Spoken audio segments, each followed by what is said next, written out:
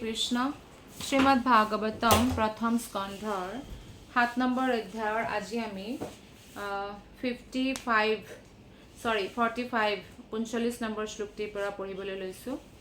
শ্লোক নম্বৰ 45।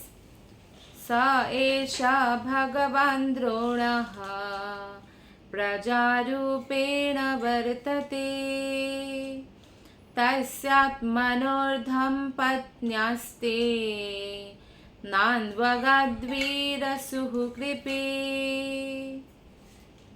अनुवाद और तात्पर्य शिल प्रभुपादर द्वारा। शिल प्रभुपाद की जय।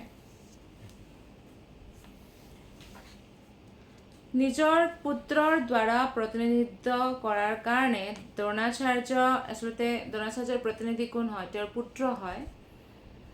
আৰু তেওঁৰ পত্নী কৃপি জেনেৰেলি আগতে যদি নিজৰ স্বামীক হেৰায় বহুত পত্নীয়ে সতী হৈ যায়, কাৰণ তেওঁৰ দেখভাল কৰোঁতা স্বামীৰ বাহিৰে ইমান ভাল দেখভাল কৰোঁতা কোনো নাথাকে, গতিকে পতিৰ গতি এইটো প্ৰাপ্ত কৰিব খোজে। কিন্তু অশ্বত্থামাৰ ক্ষেত্ৰত অশ্বত্থামা তেওঁৰ দেউতাকৰ প্ৰতিনিধি হয় আৰু দেউতাকৰ পিছত তেওঁ তেওঁৰ মাতৃৰ ধ্যান ৰাখিব পাৰে। গতিকে সেইকাৰণে দ্ৰোণ পত্নী কৃপি সতী হোৱা নাছিল, কাৰণ তেওঁৰ পুত্ৰ আছিল। অৰ্থাৎ পুত্ৰ যাৰ আছে তেওঁৰ সতী হোৱাৰ আচলতে একো প্ৰয়োজন নাই, কাৰণ পুত্ৰইও পতিৰ দৰে তেওঁৰ ধ্যান ৰাখে। গতিকে তেওঁক আচলতে শাস্ত্ৰমতে নামতহে বিধৱা বুলি কয়। আচলতে তেওঁৰ বিধৱা আচলতে তেওঁ নহয়, অৰ্থাৎ তেওঁ কোনো তেওঁৰ ধ্যান নাৰাখা এনেকুৱা ধৰণৰ নহয়। অ'কে, ইয়াতে কৈছে যে সেইকাৰণে দ্ৰৌপদীয়ে এয়া তৰ্ক দিছিল যে আমি গুৰু পুত্ৰ অশ্বত্থামাক মাৰিব নালাগে, কাৰণ যিদৰে মই কষ্ট পাইছোঁ মোৰ পুত্ৰৰ শোকত, কৃপি মাতা যি গুৰু পত্নী হয় তেওঁ তেনেকৈ কষ্ট পাব আৰু তেওঁৰ দেখভাল কৰোঁতা কোনো নাথাকিব। সেইদৰে তেওঁ তৰ্ক দিছিল। শ্লোক নম্বৰ 46 আৰু 47। তদ্ধৰ্মজ্ঞা মহাভাগা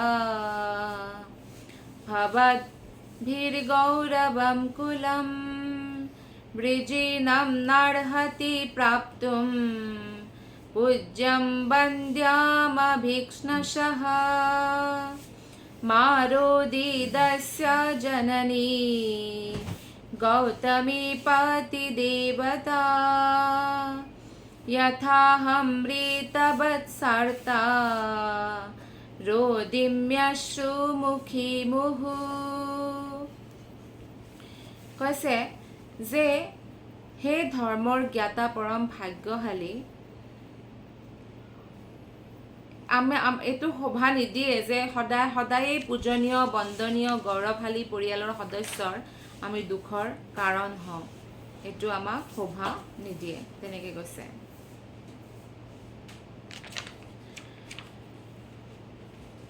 আৰু কৈছে যে কোনো ধৰণৰ সন্মানিত পৰিয়ালৰ, সন্মানিত মানে যেনেদৰে দ্ৰোণাচাৰ্যই বহুত তেনেকুৱা কাৰ্য কৰিছিল, শিক্ষা দীক্ষা দিয়া আৰু কল্যাণৰ কাৰণে কাৰ্য কৰা ইত্যাদি। গতিকে আৰু গুৰুও আছিল অৰ্জুনৰ, সেইকাৰণে তেওঁৰ প্ৰতি তেনেকুৱা ব্যৱহাৰ কৰিব দ্ৰৌপদীয়ে নিবিচাৰিছিল।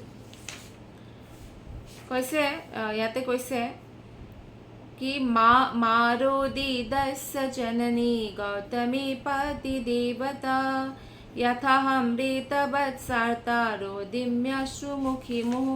তাৰ অৰ্থ হৈছে যে সেই স্বামী, দ্ৰৌপদীয়ে কৈছে তেওঁৰ পতিক কি দ্ৰোণাচাৰ্যৰ পত্নীক মোৰ দৰে নকন্দুৱাব, কাৰণ যেনেকৈ মই যিকোনো মাকৰ যেতিয়া পুত্ৰৰ মৃত্যু হয়, নিজৰ মৃত্যুতকৈ মাকৰ কিজানি বেছি কষ্ট হয়। গতিকে দ্ৰোণাচাৰ্যৰ পত্নীও যে এনেকুৱাই কষ্ট পাব, পুতেক লগা হ'লে কিমানেই বেয়া নহওক মাকৰতো মৰমৰেই হয়। গতিকে দ্ৰৌপদীয়ে কৈছে যেনেকৈ মই কান্দিছোঁ তেনেকৈ তেওঁক নকন্দুৱাব। মই নিজৰ পুত্ৰৰ মৃত্যুৰ কাৰণে বহুত দুখী হৈছোঁ, মোৰ দৰে যাতে মা কৃপিয়েও এনেকৈ নিৰন্তৰ নাকান্দে। মাকৰ যেতিয়া পুত্ৰ হেৰায়, মৃত্যু হয়, তেতিয়া মাকে নিৰন্তৰ কান্দি থাকে, বাকী মানুহৰ একো গম নাপায়, কাৰণ যি দুখ মাকৰ হয় সেই বেলেগ মানুহে সেইটো অনুভৱ কৰিব নোৱাৰে। গতিকে নিৰন্তৰ চকুৰে অশ্ৰু বয়। দ্ৰৌপদীয়ে কৈছে মই যেনেকৈ নিৰন্তৰ কান্দি আছোঁ তেনেদৰে যাতে মাক ৰিপিয়ে কান্দিব লগা নহয়, সেইকাৰণে আমি অশ্বত্থামাক মাৰিব নালাগে। কিয়নো দ্ৰৌপদী বহুত কৰোণাময়ী হয়, ভগৱান কৃষ্ণৰ শুদ্ধ ভক্ত হয় আৰু উত্তম নাৰী হয়। সেইকাৰণে তেওঁ নিবিচাৰিছিল যে যেনেকুৱা অশ্বত্থামাই তেওঁলোকৰ লগত কৰিছে তেনেকুৱা তেওঁ তাৰ লগত কৰিব নিবিচাৰিছিল। শ্লোক নম্বৰ 48, 49 আৰু 50টো আমি একেলগে পঢ়িছোঁ। यैकोपीतं ब्रह्मकुलं राजन्नैराजितात्मभिः तत्कुलं प्रादहत्याशु सानुबन्धं सुचार्पितम्। सुत उवाच धर्म्यं नाय्यं सकरुणम् निर्व्यलीकं समं महत् राजा धर्मसुतो राज्ञः प्रत्यनन्दद्वचो द्विजः नकुलः सहदेवश्च युयुधानो धनञ्जयः भगवान् देवकी पुत्रो ये चान्ये याच्च योषितः। ইয়াতে কৈছে যে যদি নিৰংকুশ ৰাজকুল ব্ৰাহ্মণৰ কুলক অপমানিত আৰু কুপিত কৰে তেতিয়া কি হয়, সমস্ত ক্ৰোধ আৰু অগ্নিৰ সেই ৰাজকুল নষ্ট হৈ যায় আৰু সকলোৱে দুখ পায়। অৰ্থাৎ সমাজত যি ব্ৰাহ্মণ কুল আছে, ব্ৰাহ্মণ কুল মানে নামৰ ব্ৰাহ্মণ নহয়, যিসকলে আচলতে কামৰ ব্ৰাহ্মণ হয়, অৰ্থাৎ যি ভগৱানৰ ভক্তি কৰে, ভগৱানৰ বিষয়ে অধ্যয়ন কৰে। গতিকে তেনেকুৱা কুলৰ যদি কোনোবাই অন্যায় কৰে তেতিয়া কোৱা হৈছে যে তেওঁলোকৰ কুল নষ্ট হৈ যায় বা দুখ প্ৰাপ্ত হয়, এইদৰে কৈছে। কিয়নো ভগৱানৰ বহুত ক্ল'জ হয়, ভগৱানৰ ভক্ত। কিন্তু অশ্বত্থামা এজন ব্ৰহ্মবন্ধু আছিল, এক প্ৰকাৰে আতংকবাদীৰ দৰে আছিল, যি সৰু ল'ৰা বা ছোৱালীক মাৰাৰ কাৰণেও পুতনাতকৈ একো ডিফাৰেঞ্চ নাছিল, পুতনাও মাৰিব খুজিছিল, কংসইও মাৰিব খুজিছিল। কিন্তু তথাপিও দ্ৰৌপদীৰ হৃদয়ত কিয় দয়া জাগিছে, অশ্বত্থামাৰ কাৰণে নহয়, তেওঁৰ কুলৰ কাৰণে। যে ইমান কুল ধৰি তেওঁলোকে সমাজৰ সেৱা কৰিছে, ৰাস্তা দেখুৱাইছে সমাজক ভগৱানৰ প্ৰতি আস্থা ৰাখিবৰ কাৰণে, বা কৃপী মাতায়ো সম্পূৰ্ণ ধৰ্মত নিজৰ জীৱন যাপন কৰিছে। গতিকে তেওঁৰ পুত্ৰ হেৰুৱালে তেওঁ বহুত দুখ পাব। সুত গোস্বামীয়ে কয়, যিবিলাক নৈমিষাৰণ্যত ঋষিসকলে বহি ভাগৱতম শুনি আছিল তেওঁলোকক কয় যে ৰাধা যুধিষ্ঠিৰে ৰাণীৰ বচনৰ অনুমোদন কৰে। অৰ্থাৎ যেতিয়া দ্ৰৌপদীয়ে ক'লে যে অশ্বত্থামাক নামাৰিব, তেতিয়া যুধিষ্ঠিৰ মহাৰাজাতো বহুত দয়ালু হয় ন, তেওঁ কোনোবাই কিবা ক'লেও তেওঁ একো নকয়, মানে ইমানেই তেওঁ সহনশীল, দয়ালু আৰু ভগৱানৰ ভক্ত হয়। তেওঁ ক'লে যে আমি মাৰিব নালাগে, কিয়নো ধৰ্মৰ ন্যায় অনুসৰি যি এনেকুৱা ধৰণৰ মানে আমি কাৰ্য কৰিব নালাগে। গতিকে দ্ৰৌপদীৰ যিটো ডিচিশ্যন আছিল সেইটো যুধিষ্ঠিৰ মহাৰাজে এইকাৰণে অনুমোদন দিলে কাৰণ তেওঁৰ যুক্তিখিনি নিয়ম অনুসৰি আছিল, ন্যায় ধৰ্ম অনুসৰি আছিল। কাৰণ যুধিষ্ঠিৰ মহাৰাজ স্বয়ং যমৰাজৰ অৱতাৰ আছিল। যমৰাজ হৈছে ধৰ্মৰাজ আচলতে ভক্তৰ কাৰণে, আৰু তেওঁ যি ডিচিশ্যন লৈছিল যে অশ্বত্থামাক মাৰিব নালাগে তাত বহুত দয়া আছিল। সেইকাৰণে ধৰ্মৰাজ বা যমৰাজৰ পুত্ৰ যুধিষ্ঠিৰ মহাৰাণীৰ এইবিলাক বচন শুনি, মহাৰাণী দ্ৰৌপদীৰ, তেওঁ অনুমোদন কৰিলে যে অৰ্জুনে আচলতে অশ্বত্থামাক মুক্ত কৰি দিব লাগে। অৰ্জুন দ্ৰোণাচাৰ্যৰ প্ৰতি বহুত কৃতজ্ঞ আছিল, কাৰণ দ্ৰোণাচাৰ্যই তেওঁক সকলোতকৈ শ্ৰেষ্ঠ ধনুৰ্ধৰ বনাইছিল, গুপ্ত বহুত বিদ্যা তেওঁ প্ৰদান কৰিছিল।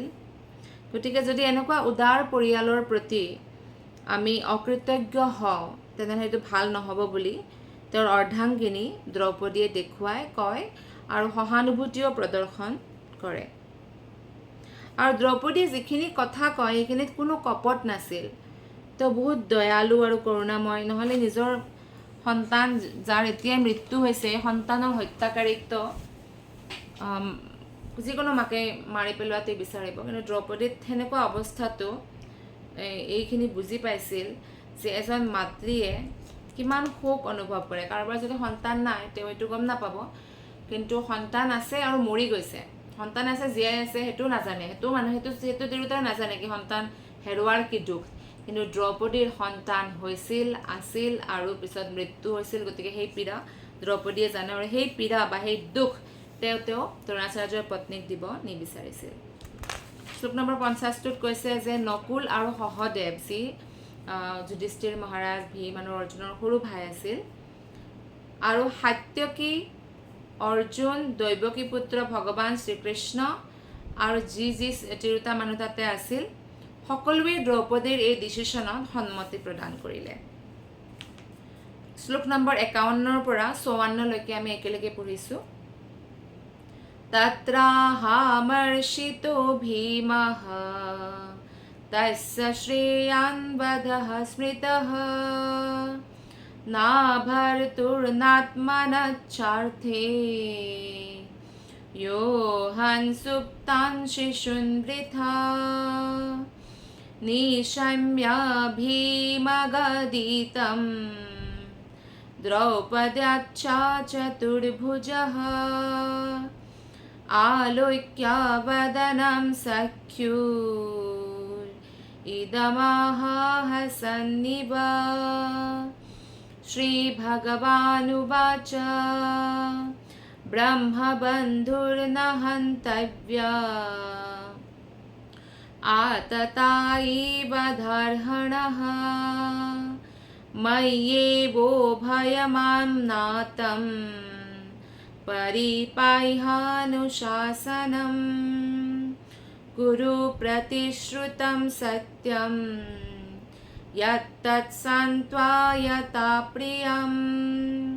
प्रियं च भीमसेनस्य पाञ्चाल्यमह्यमेव च। কিন্তু সকলোৱে সন্মতি দিছে, কিন্তু ভীমে সন্মতি দিয়া নাই। আৰু তেওঁ সেই দোষীক অৰ্থাৎ অশ্বত্থামাক বধ কৰাৰ কাৰণে সেই পক্ষত আছিল, কাৰণ সেই অশ্বত্থামাই সেই শুই থকা 5জন বালকৰ নৃশংস হত্যা কৰিছিল। আৰু যি নৃশংস হত্যাৰ পৰা তেওঁৰ স্বামী অশ্বত্থামাৰ যি স্বামী অৰ্থাৎ ৰজা দুৰ্যোধনেও সন্তুষ্ট হোৱা নাছিল। মৰাৰ আগে আগে দুৰ্যোধনে তেওঁক ধিক্কাৰ দি গৈছে যে তোমাক ধিক্কাৰ হয়, এনেকৈ সৰু সৰু কুমাৰসকলৰ ডিঙি কাটি আনিছা, শুই থকা অৱস্থাত। গতিকে ভীম, দ্ৰৌপদী আৰু বাকীসকলৰ বচন শুনাৰ পিছত যেতিয়া ভগৱানে অৰ্জুনৰ ফালে চালে আৰু হাঁহি পিনে অৰ্জুনক কোৱা আৰম্ভ কৰিলে। একচুৱেলি ইয়াতে চাওক, ইয়াতে চতুৰ্ভুজম বুলি কোৱা হৈছে। নিশম্য ভীমগদিতম দ্ৰৌপদাচ্চ চতুৰ্ভুজ। চতুৰ্ভুজ কোন হয়? ভগৱান বিষ্ণু। কৃষ্ণৰতো দুখনহে বাজু আছিল বা হাত আছিল। চতুৰ্ভুজ মানে চাৰিখন হাত। চাৰিখন হাত থকা বুলি ইয়াতে কিয় কোৱা হৈছে? তাৰ ব্যাখ্যা মহান বৈষ্ণৱ শ্ৰীধৰ স্বামী এইদৰে দিছে যে অশ্বত্থামাৰ বধৰ সম্বন্ধত ভীম আৰু দ্ৰৌপদীৰ মত ভিন্ন ভিন্ন আছিল। দ্ৰৌপদীয়ে অশ্বত্থামাক এৰি দিব বিচাৰিছিল, দয়াবশ কি তেওঁৰ মাকেও কান্দিব মোৰ দৰে, কিন্তু ভীমে কৈছিল নহয়, ই বহুত আতংকবাদী, আততায়ী হয়, ইয়াক মাৰি পেলাব লাগে। কিন্তু দ্ৰৌপদীয়ে তেওঁক বচাব বিচাৰিছিল। সেইকাৰণে দুয়োকে ৰখাবৰ কাৰণে, এজনে মাৰিব বিচাৰিছিল, এজনে ৰখাব বিচাৰিছিল, ভগৱানে দুখন হাত আৰু প্ৰকট কৰি দিলে লগে লগে। আচলতে ভীমে মাৰিব গৈছে, ভীমৰতো বহুত খং, দুখাখনৰ কেনেকৈ ৰক্তপান কৰিছিল। কৈছিলোঁ যে দ্ৰৌপদীক অপমান কৰিছ। ভীমে বহুত মৰম কৰিছিল দ্ৰৌপদীক, কি তোৰ বুকু ফালি পিনে তাৰ তেজ মই খাম, এনেকুৱা মানে কি একদম ৰাক্ষসী প্ৰতিজ্ঞা নহয় নেকি, মানে তেজ খোৱাটো কৰিছিল। কিন্তু তেওঁ তেনেকুৱা ইমান খং আছিল তেওঁৰ দুৰ্যোধনৰ দুঃশাসনৰ ওপৰত। কাৰণ দ্ৰৌপদীক চুলিত ধৰি চচৰা এজনী মহাৰাণীক কেনেকুৱা ধৰণৰ অৱস্থাত, ভাল বস্ত্ৰও তেওঁ হেমত পিন্ধা নাই কাৰণ ৰজস্বলা আছিল, আৰু এনেকৈ টানি লৈ আহিছে, শাৰী একদম বস্ত্ৰ খোলাৰ চেষ্টা কৰিছে। ভীমে সহ্য কৰিব নোৱাৰিলে, আৰু এইটো ঘটনাও ভীমে সহ্য কৰিব পৰা নাই। গতিকে ভীমে মাৰিব গৈছে, দ্ৰৌপদীয়ে ৰখাইছে, গতিকে ভগৱানে 2খন হাতৰ সলনি 4খন হাত প্ৰকট কৰে। এনেকুৱা কৃষ্ণই দ্বাৰিকা লীলাটো কৰিছিল, যেতিয়া ৰুক্মিণী দেৱীক ভগৱান কৃষ্ণই জোকাইছিল অলপ, আৰে মোৰ দৰে গোৱালৰ লগতনো তুমি কিয় বিয়া হ'লা, এতিয়াও একো নষ্ট হোৱা নাই, তুমি এতিয়াও খুব ধুনীয়া, ডাঙৰ ডাঙৰ ৰজাৰ লগত তুমি বিয়া পাতিব পাৰা, এনেকৈ কোৱাতে ৰুক্মিণী একদম চিধা এনেকৈ থিয় হৈ আছিল না, এনেকৈ চিধাই ধাৰাম কৰি বেহুচ হৈ যায়, মানে বহুত কষ্ট পায় যে মোক কৃষ্ণ এৰিব খুজিছে নেকি, এনেকৈ কিয় কৈছে কৃষ্ণই। তেতিয়া ভগৱানে লগে লগে 2খন হাত আৰু প্ৰকট কৰে, কাৰণ 2খন হাতেৰে ৰুক্মিণী দেৱীক উঠাবৰ কাৰণে, 2খন হাতেৰে পানী ছটিয়াবৰ কাৰণে, বা তেনেকুৱা ধৰণৰ অৱস্থা আহিলে ভগৱানে কেতিয়াবা 4খন হাত প্ৰকট কৰি দিয়ে। সেইকাৰণে ইয়াতো ভগৱানে 2খন হাত আৰু প্ৰকট কৰিছিল। কাৰণ ভগৱান কৃষ্ণই নাৰায়ণ ৰূপত বৈকুণ্ঠত নিবাস কৰে, গতিকে কৃষ্ণ আৰু ভগৱান বৈকুণ্ঠপতিৰ মাজত কোনো পাৰ্থক্য নাই। সেইকাৰণে কৃষ্ণক যদি চতুৰ্ভুজী বুলিও কোৱা হয়, সেইটো পৰম সত্য হয়। চতুৰ্ভুজেই কিয়? কাৰণ ভগৱানৰ হাজাৰ হাজাৰ হাত আছে, আচলতে হাজাৰ হাত বুলি ক'লেও সেইটো সত্য হয়। যেতিয়া অৰ্জুন ভাবি আছিল অৰ্জুনে কি অশ্বত্থামাৰ লগতনো কি কৰোঁ কি নকৰোঁ, তেতিয়া কৃষ্ণই এই বুলি কয় যে ব্ৰহ্ম বন্ধুক বধ কৰিব নালাগে। ধন্যবাদ। গতিকে কৃষ্ণই কৈছে যে ব্ৰহ্মবন্ধুৰ এনে বধটো কৰিব নালাগে। যদি ব্ৰাহ্মণৰ কুলতো কোনোবা অযোগ্য ব্ৰাহ্মণ জন্ম হৈছে, বধটো কৰিব নালাগে। কিন্তু অযোগ্য ব্ৰাহ্মণ মানে তেওঁ ব্ৰাহ্মণৰ যোগ্যতা প্ৰাপ্ত কৰা নাই, কিন্তু আততায়ী যদি হয়, আতংকবাদী হয়, টেৰৰিষ্ট হয়, তেনেহ'লে তেওঁক বধ কৰিব পাৰি। এনেতো স্ত্ৰীৰ হত্যা নকৰে, কোনেও স্ত্ৰীৰ হত্যা নকৰে, কিন্তু স্ত্ৰী যদি আতংকবাদী হয় নামাৰিব নেকি? ৰামে তাৰকাৰ হত্যা কৰিছিল, নহ'লে ৰামে নামাৰে, কেতিয়াও নামাৰে, কোনো স্ত্ৰীক নামাৰে। তাৰকা কোনো স্ত্ৰী নাছিল, তেওঁ এজন ৰাক্ষসিনী আছিল, বা ভগৱানে পুতনাক হত্যা। ৰামৰো প্ৰথম হত্যা কৰাজনী আছিল স্ত্ৰী, কিন্তু ৰাক্ষসী আছিল। কৃষ্ণই প্ৰথম হত্যা কৰিছে স্ত্ৰী, পুতনা আছিল। গতিকে এইবিলাকত সেই নিয়ম নাখাতে। যদি কোনোবা আতংকবাদী হয়, সি যিয়েই নহওক তেওঁৰ হত্যা কৰিব লাগে বুলি ভগৱানে কৈছে, যে ব্ৰাহ্মণ হ'লেও, ব্ৰাহ্মণৰ কুলত জন্ম হ'লেও হত্যা কৰিব নালাগে। এই সকলোবোৰ আদেশ শাস্ত্ৰত আছে বুলি ভগৱানে কৈছে, আৰু অৰ্জুনক কৈছে যে তুমি শাস্ত্ৰমতেই কাৰ্য কৰা, কিন্তু তুমি তোমাৰ পত্নীক দিয়া বচনো পূৰ্ণ কৰিব লাগিব। কাৰণ পত্নীয়ে নিবিচাৰিছিল দ্ৰৌপদীয়ে মাৰাটো, আৰু ভীমে বিচাৰিছিল মাৰাটো। গতিকে কৃষ্ণই কৈছে তোমাৰ পত্নীৰ বচনো পূৰা কৰিব লাগিব তুমি এতিয়া, ভীম আৰু মোৰ তুষ্টিৰ কাৰণেও কাৰ্য কৰা। কাৰণ কৃষ্ণইও এই পক্ষতে আছিল যে তাক মাৰি পেলোৱা অৰ্জুন, এনেকৈ কৈছিল। ভীমেও কৈছিল তাক লগে লগে মাৰি পেলাব লাগে।